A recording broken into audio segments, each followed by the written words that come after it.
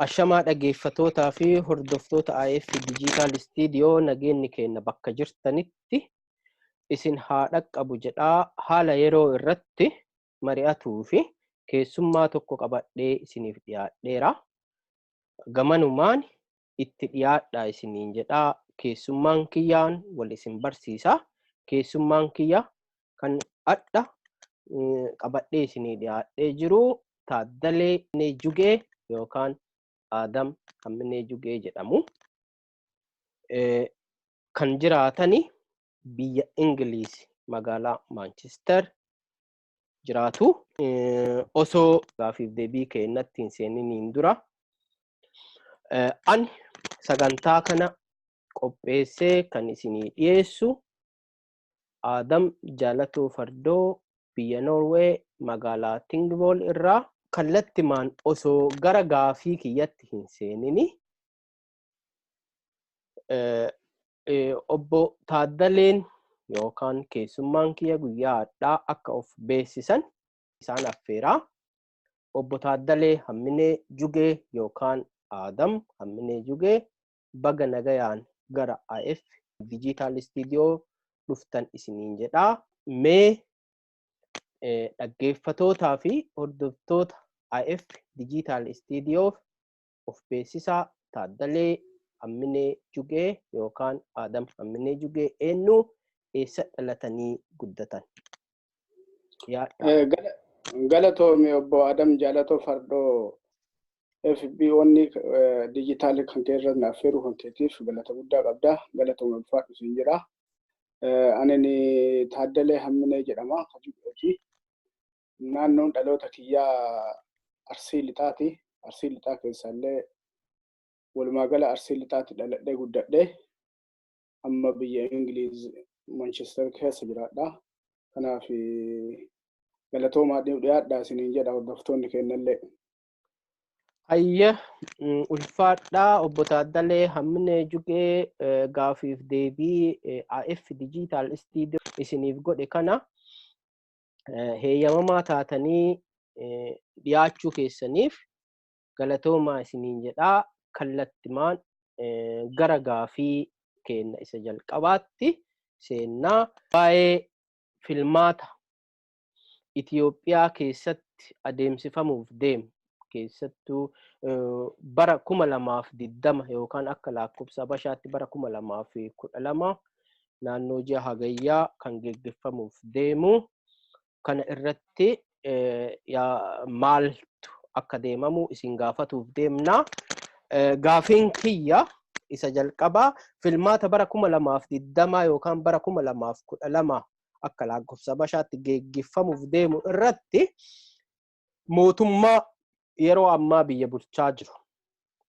Mootummaa biyya bulchaa jiru kana dura TPLF jedhaa turre, Wayyaanee jedhaa turre, OPDO jedhaa turre, maal jenne amma asiin biltsiginnaan baanee jirra. Biyya bulchaa jiruu fi paartilee morkattoota irraa maaltu eegama jettu? Isa kana gama nageenyaas haa ta'uu gama haala infraastiraakcharoota filannoof barbaachisan qopheessuu irratti maaltu eegama jettu? Mee akka keessanitti Galatoomii ulfaadhu kabajame gaafii kana na dhiyeessuu kan keetii fi bara kanarratti filannoo deemaa jiru 2020 kanarratti mootummaan gahee guddaa taphachuu qaba. Mootummaan nageenya buusuu qaba biyyattii keessatti. Rakkoo garaagaraa biyya keessa deemaa jiru kana tasgabbeesseetiin uummata gara filmaataatti dhiyeessuun dirqama mootummaarra jiru waan ta'eef mootummaan waan kana jabeessee gadi fageenyaan irra hojjechuu qaba. Lubbuu namaa gaaga'uu irraa qusatee biyya barbadeessuu irraa qusatee biyya nagaa buusee tasgabbeesseetiin akka biyyi nagaa argatteetiin karaa nagaatiin filannoon karaa nagaa akka deemsifamuu fi mootummaan gahee guddaa taphachuu qaba. Irra guddaa irra caalaa namni waan kana taphachuu qabu Abiy Ahmed waan ta'eef inni immoo biyyattii tan tasgabbeessee gara filannoo dhufuutti ceessuun dirqama isarra jiruu fi abbummaan waan kana itti gaafatamummaa fudhateetiin waan kana ceessuun dirqama isaatii jedheetiin yaada kiyya kenna. Karaa biraatiin ammoo morkattoonni ammoo maal godhuu qaban kan jedhu irratti morkattoonni waan isaan barbaachisaniif waan isaan ittiin qophaa'aniif karaa nagaatiin tasgabbaa'anii isaan illee rakkoo irra deemullee obsaan dabarsaniitiin gara filannootti uf ceessuuf uf qopheessuun waan filannoof isaan barbaachisu waan filannoof isaan dhiyeessuu danda'u uummata biratti fudhatama isaan qabaachisu dirqama dhiyeeffachuu fi dalagaa yookaan gahee guddaa taphachuun dirqama isaan irra jiru. Isaan illee yookaan mootummaan bichaan nagaa buusuu osoo hin taane mootummaa wajjin ta'anii nagaa biyyattii sanii buusanii filannoon akka nagaan gaggeeffamu hundinuu warri biyyattii dhiisan keessa jiran marti isaaniitu gahee ofii taphachuun dirqama isaaniiti jedheetii yaada akka kiyyatti. Hayyee yaada bareeda. Mee isuma kana gaafima kana keessa osoo hin bayini yeroo ammaa kanatti mootummaan biyya bulchaa jiru yeroo isaa yeroo na filadhaallee jedhee paartileen morkitootaas haa ta'u paartiin biyya bulchaa jiru itti biyya Itoophiyaa keessatti socho'ullee yoo ta'uu baate seeraan heeyyamamee illee yoo hin kennamne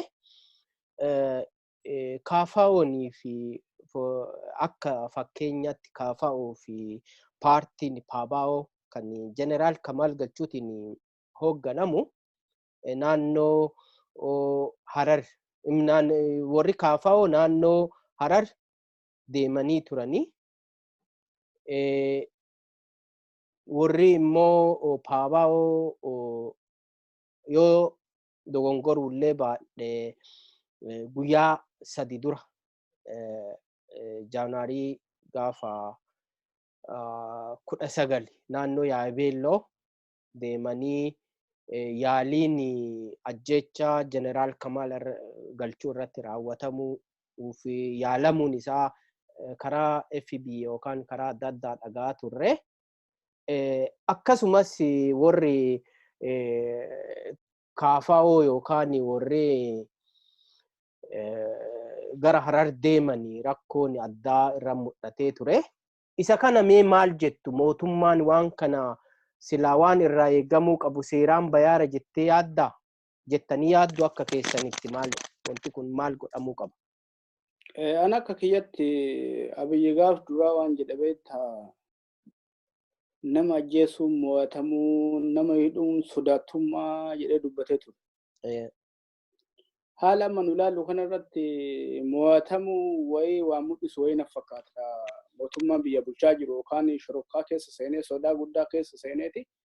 Hin mo'atama dirqama waan kana fudhadha yookaan uummata kana waliin buusee qabsoo yookaan filannoo kana dabarsaa waan jedhu karoorfatee waan gudaaru wayii natti fakkaate ani karaa kiyyatti.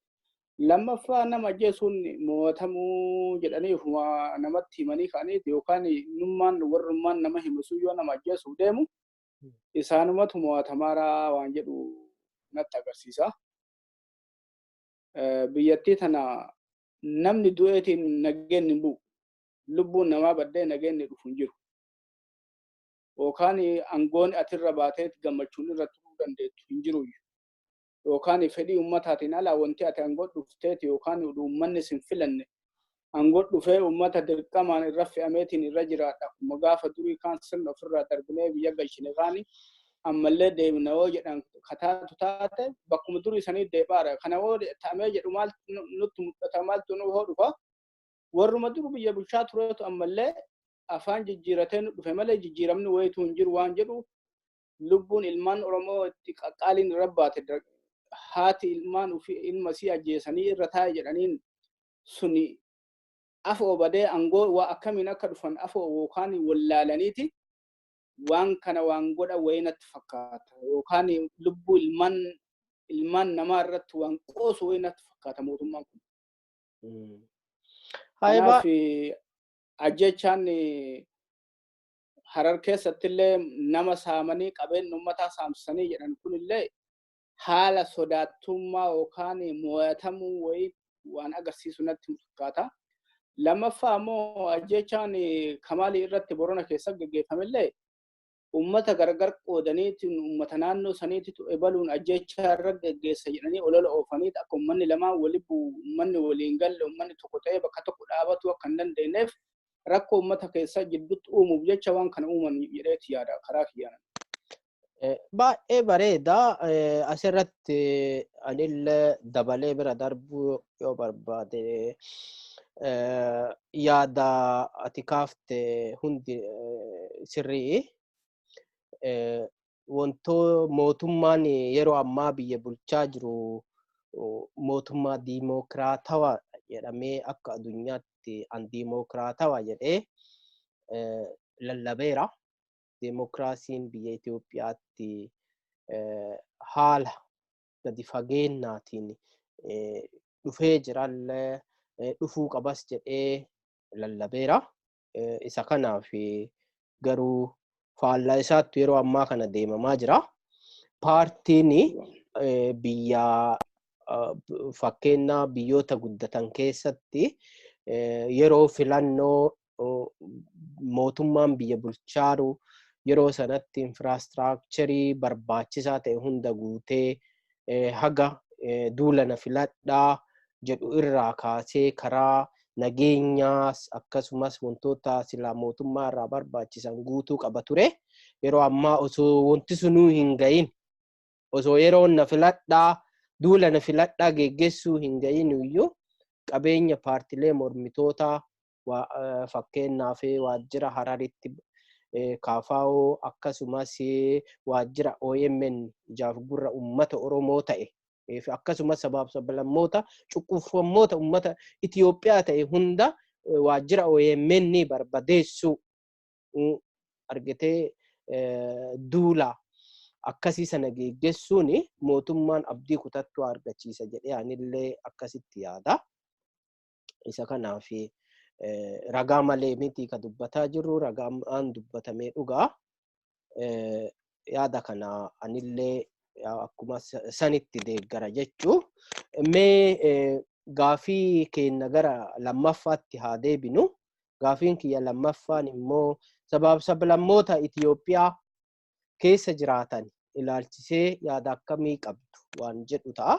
Keessattuu sabaaf sablammoota Itoophiyaa keessa jiraatanii akkuma beekamu sabaaf sablammoota naannoo 83 haga 84 oltu jiraata jedhameeti tilmaamama. Isaan kannaan keessaa akka sabaatitti akka saba tokkotti guddaan saba Oromoof saba Amaaraati. Isaan kanneen irraa mee yaada akkamii qabdu? Maal ta'uu qaba? Saboonni kunniin haala kamiin waliin jiraatuu qabanii? Keessattuu sabni Amaaraa yeroo ammaa kana jibbiinsas haa ta'uu jaalalli inni saba Oromoo irraa qabu maal fakkaata? Mee gama keessanii. Ani karaa kiyyaa waan jedhu tokkoffaa sabaaf sablammiin biyya Itoophiyaa jedhamtu san keessa jiru gara 83ti. Kana keessatti sabni kamiyyuu mirga ofii afaan ofiitiin dubbachuu, naannoo ofii ofiin of bulchuu, akkasuma biyyattii tana ammoo waliin ijaaruu irratti sirna federaalizimii kana hordofuuf irratti gahee guddaa yookaan mirga uummanni eeggataaru. Kanarraa danqanii gara biraa deemuun kun baay'ee yaada guddaa namatti ta'eera. Kun tamaaruun mootummaa biyya bulchaa jirurraayi. Ammoo haa ta'u saboota biyya san keessa jiran keessa gurguddaan lamaan uummata Oromootiif uummata Amaaraati. Ani yaada tokko qaba uummata Amaaraatiif illee. Namni Oromoo ta'eetiin Amaara jibbe hin jiru. Amaara dhugaa ta'ee namni Oromoo jibbe hin jiru. Ammoo rakkoon achi keessa jiru warroonni sirna durii san hin deebifna jedhaniitiin biyya keessatti yookaan biyya san keessa socho'aaran sunniin biyya jeequmsatti, biyya karaa lubbuu namaa baasuu irratti, qabeenya barbadeessuu irratti hanga mootummaan duubaan dhaabbatee isaan utubuu irratti sadarkaa kana dhiyaatanii uummata biyya diiguu irratti ijaaramaa deemaa kuni baay'ee yaaddessaa fi baay'ee jibbisiisaa tokko. Uummanni kun ani akka kiyyatti akka yaadutti beektaa nama keessallee namatu jira. Olii namaa keessallee ona namaatu jira, gadii namaa keessallee olii namaatu jira jedhanii duri mammaaka wayii mammaakaniiti. Uummata Amaaraa kana keessallee namni wayii hin jira. Namni ka yaada qabu. Uummanni kun yoo rakkoon biyya tana mudate maaltu saba keenyarra gaya? Maaltu nu mudata? Kanaafuu nu kun hin taane maal godhuu qabna jedhee ummannummaan Amaaraa wal waamee beektonni wal dubbisanii furmaanni waan kanaa maali? Yoo maal goone biyyattiin tun nagaa argattee nutis biyya san keessatti sabaaf sablammoota biyya san keessa jiru waliin nagaan jiraachuu dandeenya. Akka biyyaatti illee biyya sanillee akkamii jiraachisuu dandeenya waan jedhu marii guddaa godhuu qaban dura gara saba biraatti hin dhumneen dura. Kanaaf beektonni isaanii yoo jiraatan beektota amma akka Iskandar Naggaa fa'aa osoo hin taane akka Ermiyaas Laggasee fa'aa osoo hin taane maqaa namaa dha'uu yakka ammoo dirqamatu nu dhoofsisa waan ta'eef kanneen laakkatanii yoo kanneen tun deema kanneen tun murteessa yoo jedhan taate akkuma amma argitan kana jeequmsa keessa seennee biyyillee baduuf deemtii akkuma biyyoota ollaa keenyaa ka argaaru kanneen taatee barbadoofti waan taateef uummanni kun biyyattii tana hambisuuf badiinsarraa hambisuuf jecha yoo walgaaniitiin furmaanni waan kanaa maali jedhanii gara furmaataatti hin deemne rakkoo guddaa gad dhufuuf deema. Uummanni biyya keessa deemanii nama shororkeessaan sun namni keenya eessa jira nu eessa jirra jedhanii dura dhaabataniitiin ulaaluu qaban waa hojjechuu waa barbadeessuu waa balleessuu duratti. Uummanni nu akkana godhaarru kun maal nu godhinna namni tokkollee yoo murteeffate beektaa waa balleessuu ni mala. Kanaaf maaltu ta'amuu qaba jedhanii dhaabbatanii ilaalaniitiin gara furmaataatti dhufuu qaban.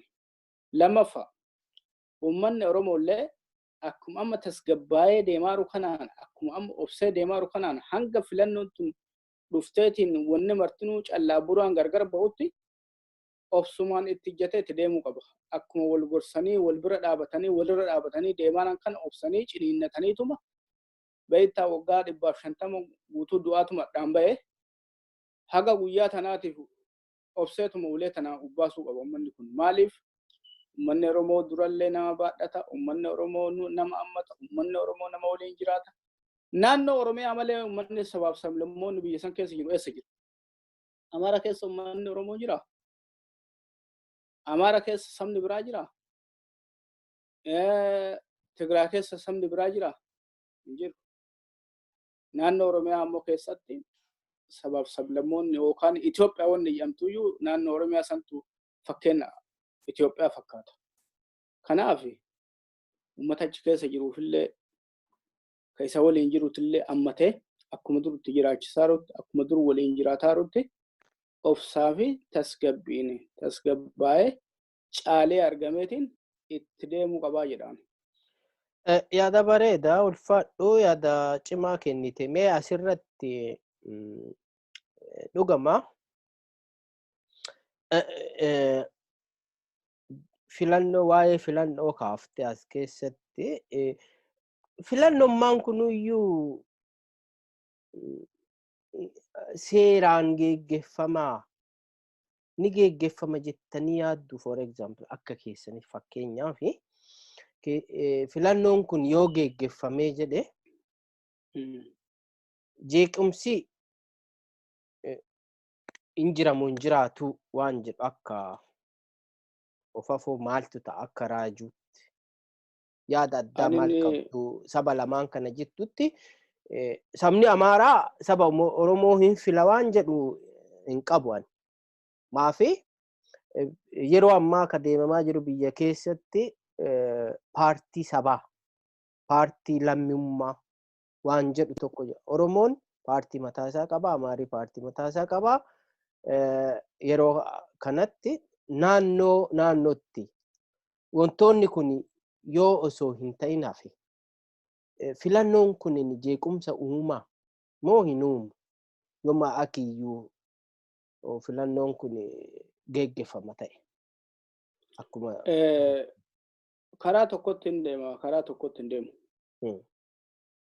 Yoo mootummaan kun tasgabbaa'ee dhugumaan filannoo kana hin seenee biyyattii tana nagaa buusa ka jedhu taate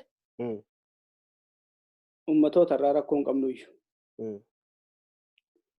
Ummatoota biyya san keessa jiran irraa rakkoo hin qabnu. Yoo mootummaan ammoo nagaa feene mee asuma irratti mee dhiifama nagaa rakkoo hin qabnu yoo jettani eenyu rakkoo hin qabne saba Oromooti moo sabni Oromoo sabaaf sablammoota biraa irraa rakkoo hin qabu jechuu barbaaddaniiti?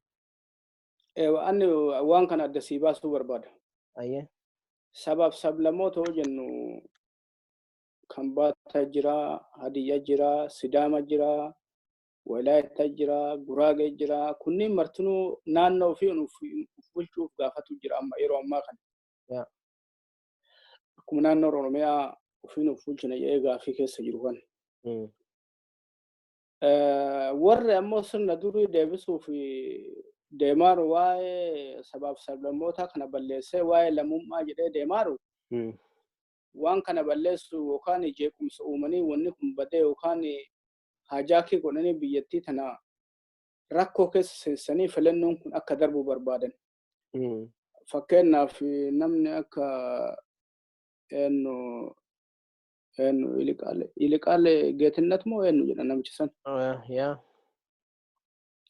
Wanni filannoon kun akka hin deemne itti qophii hin qabnu iyyuu maali waa hedduu lafa kaaran.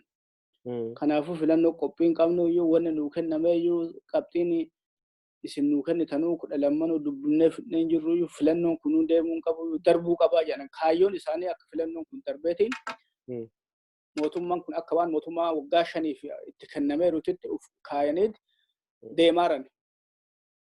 Kun ammoo uummataaf biyyattii tanaaf illee hin ta'u. Kanaaf filannoon kun itti deemee mootummaan nagaa buuse kana irratti karaa nagaatiin namuu mirga isaa kabajee filannoo isaa yookaan nafilaa isaa mootummaan illee geggeeffatee paartileen biyya keessa jiranillee filannoo isaa karaa nagaatiin nafilaa isaa geggeeffatee karaa nagaatiin filannoo isaa hin geggeessanoo jedhani. Kafedhaan waan ammaa tana uduu borullee ta'etti qophii. Homaa shakkiin qabnu karaa kennan.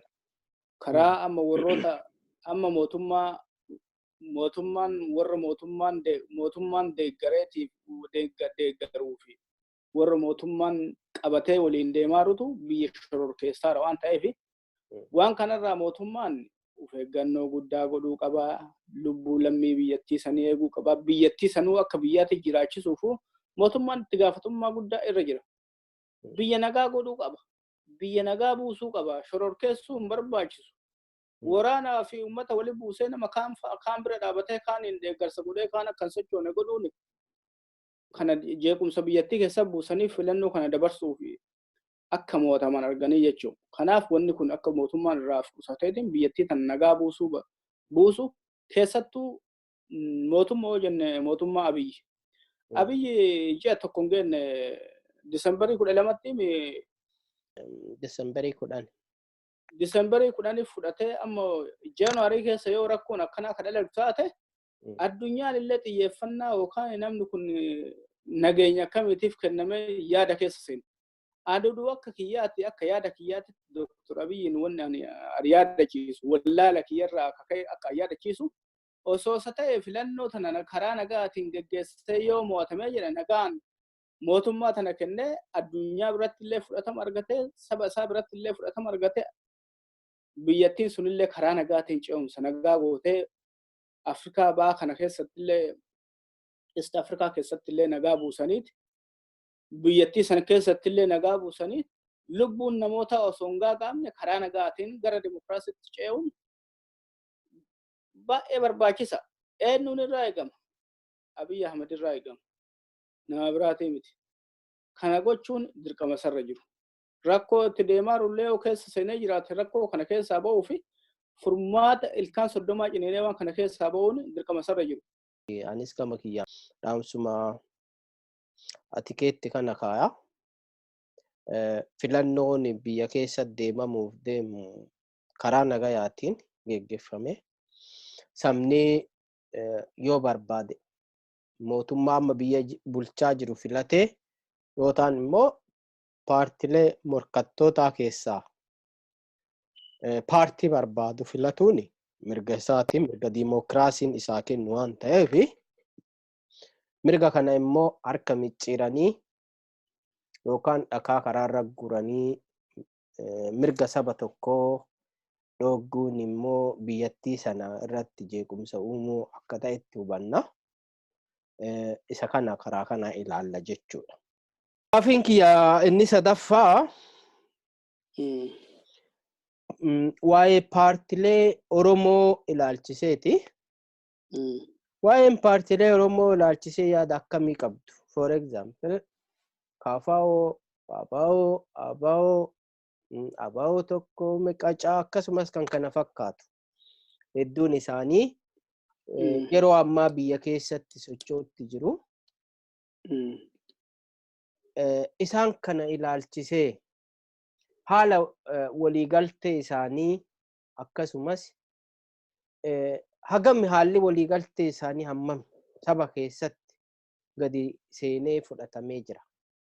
Yoo fudhatamee hin jiraannes ilaaluu waan godhuu qaban waan haga ammaa hin goone yoo jiraate maali jettu yaaddu? Duraan durseetti galatoon ulfaadhu.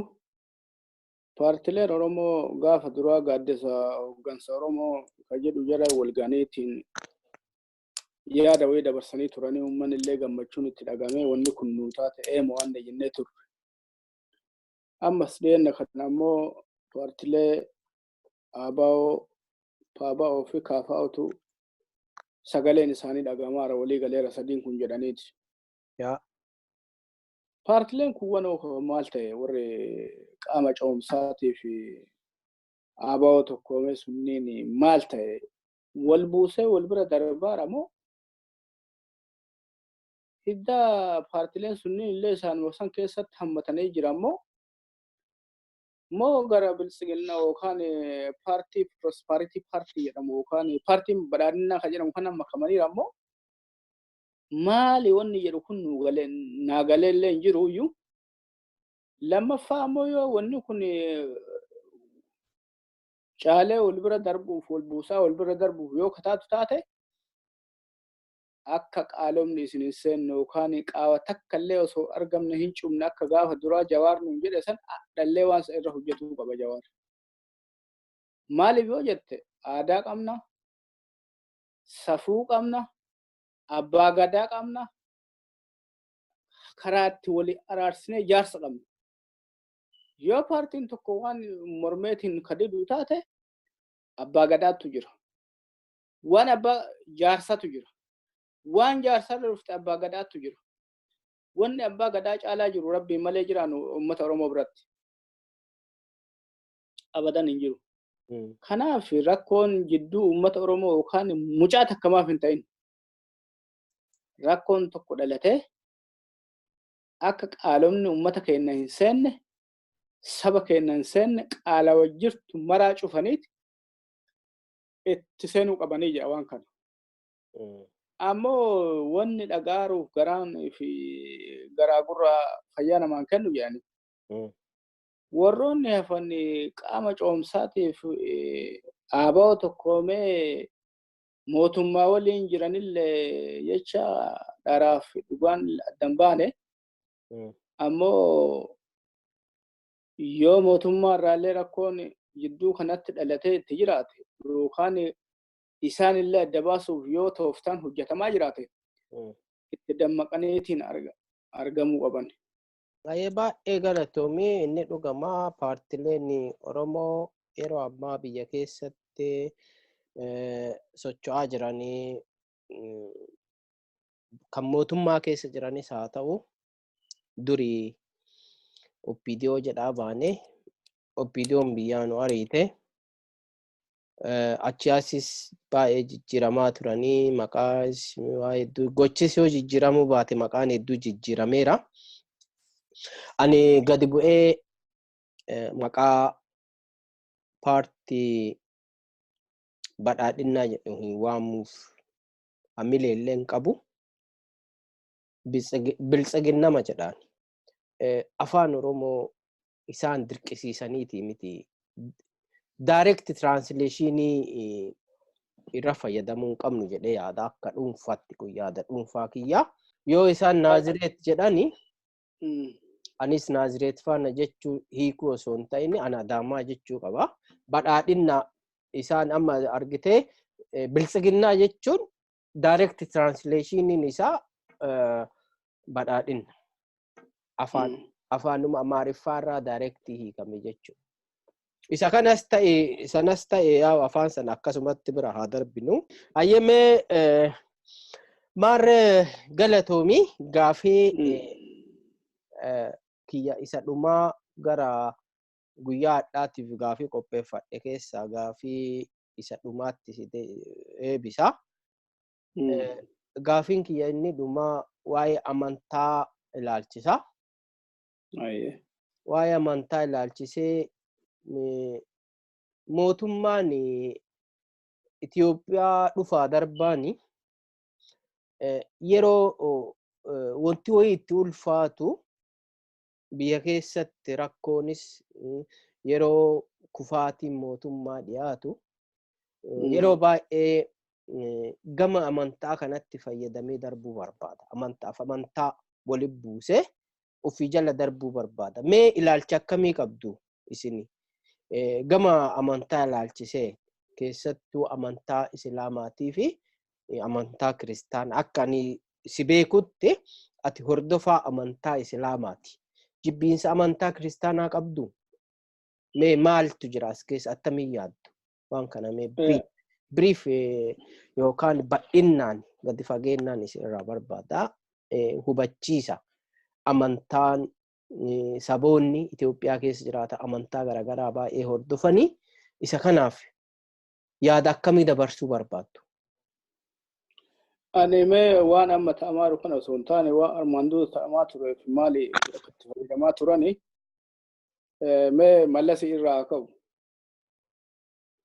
Mallasi bara addunyaan mootummaa shororkeessaa jedhaniitiin warra shororkeessitoota dhayuu deeman sani akka ulee bordooti itti fayyadame Mallasi. Maaliif itti fayyadame? Gargaarsa addunyaa irraa fudhatee horii argatuuf malee inni uummatallee jibbiinsa waan qabu natti fakkaatu. Horii argachuuf jecha yookaan deeggarsa argachuuf jecha amantaa waliin buusee umrii dheereffachuuf tooftaa itti fayyadame. Ammallee sanuma deemaara.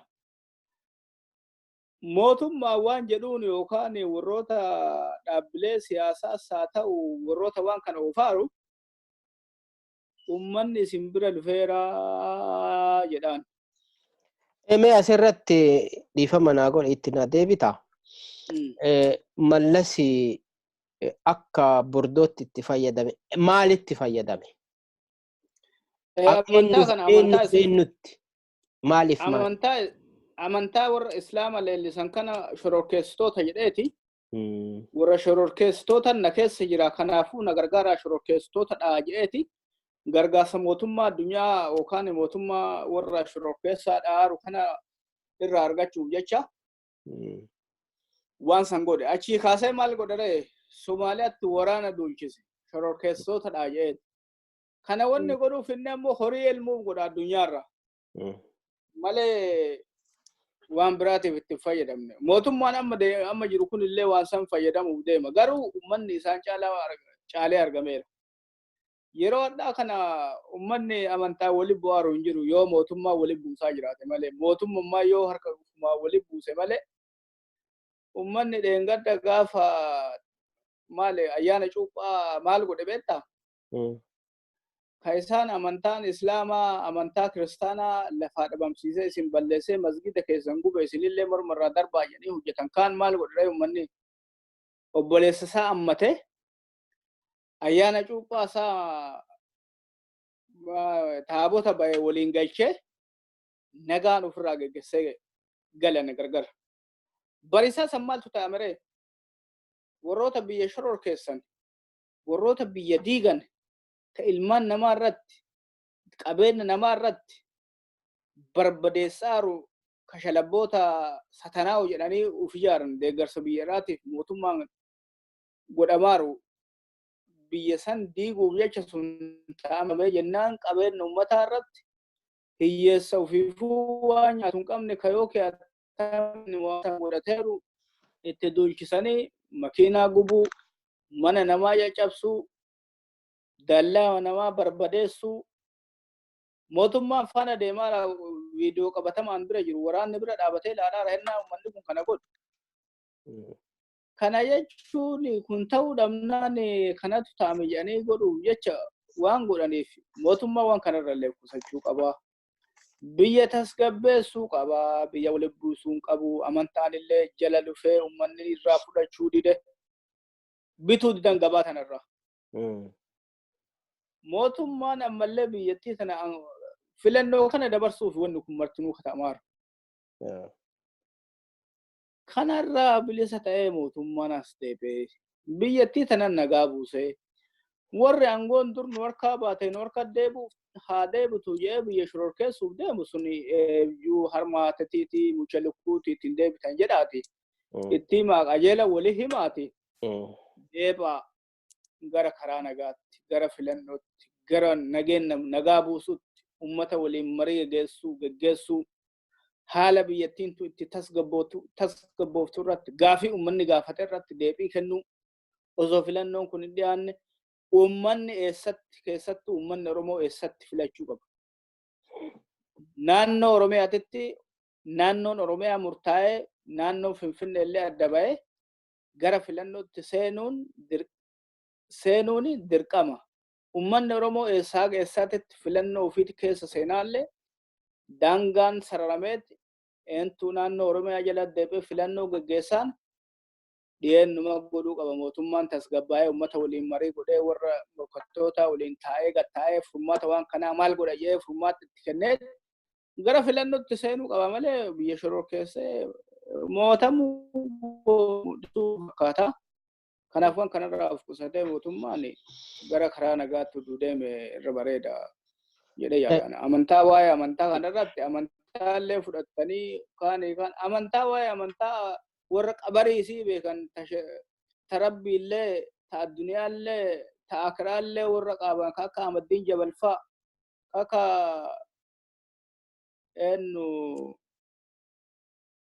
Shaamiin Ibroof haa gaafatanii warroota kanneen warroota addunyaaniif akiraan illee rabbi jalaa baneetiin gadhiise.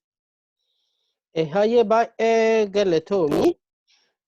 galatoomii akka gaariitti ibsa bareedaa kennite. Anis gamanumaan dhaamsi ani qabu yoo jiraate waa'ee amantaa ilaalchise amantaanii fi siyaasaan gargar ba'uu qabdi jedhee nama amanu tokko wanti amantaan dhufe tasgabbii uumuu dhabuu danda'a. Uummanni gaafa amantaanii adda qoodanii walitti kaasuu barbaadanii gara biyya diiguutti waan deemamuuf mootummaan biyya bulchaa jiru gama danda'ameen diqqaatee siyaasaa isaa amantaa irraa oduu bilisa godhee waan jedhu anis yaada qaba. Mee gaafii guyyaa addaa osoo gara xumuratti hin deebine dhaggeeffatootaa fi hordoftoota AF Digital Studio gaafiif deebii kan godhaa jirru Obbo Taaddalee Hamminee Jugee yookaan Aadam Hamminee Jugee biyya Ingiliz irraa yoo ta'u mee Obbo Taaddalee mee gaafiif deebii kenna osoo hin xumurini waan silaa osoo hin dubbanne darbuu hin qabu jettan yoo jiraate akkasumas dhaamsa dhuma irra qabdu yoo qabaattan yoo jiraate dhaggeeffatoota kennaaf dhaamsi dabarsitan yoo jiraate gamanumaan carraa isinii kenna akkasumaan nagaa walitti dhaamanna jechuudha. Galatoomi ulfaadhu wanna dabalachuu barbaadu yoo jiraate biyya Itoophiyaa yookaan biyya teenya san keessatti uummanni yoo wanni feetellee gale obsa isin barbaachisa obsaan aannan goromsaa dhugaa obsaan itti deemaa waan godhaatan kana tasgabbii isin barbaachisa wal qabuu isin barbaachisa wal gorsuu isin barbaachisa isii tanatti nu ciniin adeema karaa amantaatiin irratti illee amantaallee warroonni dandeettii rabbiin itti kennee jedhe lafa nuu ta'ani akka yaasin nuuruufa warra rabbiin ta'akiraatiif ta addunyaallee rabbiin jalaa badhiseetiin jedhe kana kanniin faana deema kanniin hordofa amantaa yoo taate amantaan ta abbaatii gara amantaatiin namatti dhufna amantaa warra deemaatan illee warra amantaa dawoo godhataniitiin fakkeen amantaa sheekis haa ta'u qeesiin illee amantaa nu amantaa akkanaati amantaa akkanaa jettanii zulmii yookaan hanna biyya keessa deemsisaa biyya diiguu irratti irraa qusadhaa rabbiin illee irraa isin gaafataa namni illee irraa isin gaafataa irraa qusadhaa warroonni sheekii illee warroonni ilmaa itti guddifanna jettanii karaa rabbii irraa dabdanii waa'ee faayidaa addunyaa faana baatan irraa qusadhaati warroota dandeettii rabbiin itti kenne waa'ee addunyaa irraa rakkoo hin qabne akka amadiin jabalfaa warroota dandeettii rabbiin banee itti gadhiise kanarraa fanni faara bu'aati hordofaa irraa baradhaa dandeettan amantaa keessaanillee amantaa biyya keenya mee fakkeenyaaf fudhannu biyya Ingiliis kana yuunivarsiitii keessa dhattu masgiida jira kolleejjii mana yaalaa keessa dhattu masgiida jira iddoo dalagaa masgiida sii jira ka itti salaatullee ka waaqatti kadhattullee wanni martinuu qophii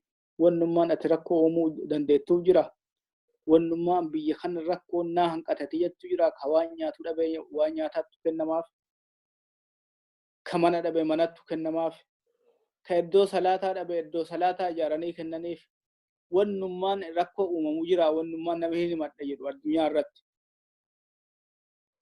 hin jiru osoo waan akkasii gootanii osoo mirga hagasii namaa eeddanii rakkoon adda biyyattii sanii hin dhufu biyyattiin hin hiyyoomtu silaa sadarkaa gamgeenna biyya rabbiin uumamaan badhaasee jedhe ammoo ilmi namaa irra wallaalee irra jallatee biyya balleessuu biyya badii irratti deemsaadha waan kanarraa fusadhaati mirga nama kamiyyuu hanga inni danda'utti warroonni amantaallee dandeettan angoo keessa seenaati nu filadhaa deemaa geggeessaa angoo keessan achumaan mirga keessanillee kabajjisiifattanii namni mana dhufee angoo yookaan mirga keessa isinii kabajju hin jiruyyuu itti seenaatti hirmaadhaa yookaan nu amantaa irraa amantaaniif siyaasa walii deemu jettanii yookaan siyaasa irraa fagaattanii namni isinii kabajjiisu hin jiru waan ta'eef itti seenaatti mirga keessan kabajjisiifadhaa ka islaamas haa ta'u ka kiristaanaa waliin biyyattii sanii bulchuun ni danda'ama itti seenaa qooda irraa fudhadhaa mirga keessa achuma keessa kabajjisiifadhaa isiniin jedhaa galatooma ulfaadhaa waan dhageeffattanii fi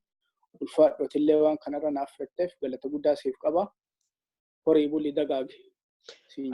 Atis ulfaadhu dhaggeeffattootaa fi hordoftoota AF Digital Studio guyyaadhaa gaafiif deebii obbo Taaddalee Hammine Jugee yookaan Aadam Hammine Jugee waliin geggeessine numaan raawwatama yeroo biraa sagantaa addaatiin hamma walitti deebinutti gamanumaan nagayaan nuuf tura hola buraa dagaagaa isiniin jenna ulfaadha.